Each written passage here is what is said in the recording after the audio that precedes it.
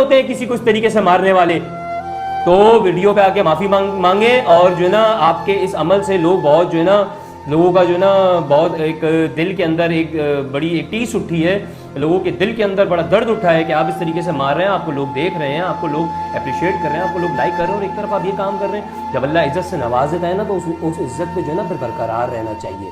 ٹھیک ہے, تو یہ ویڈیو میری آپ کے لیے ہے. خدا را اس ویڈیو کو زیادہ سے زیادہ شیئر کیا جائے اور ان موضوع تک پہنچایا جائے تاکہ یہ آ کے ویڈیو پہ جو ہے نا اپنی وضاحت بھی پیش کریں اور معافی بھی مانگیں.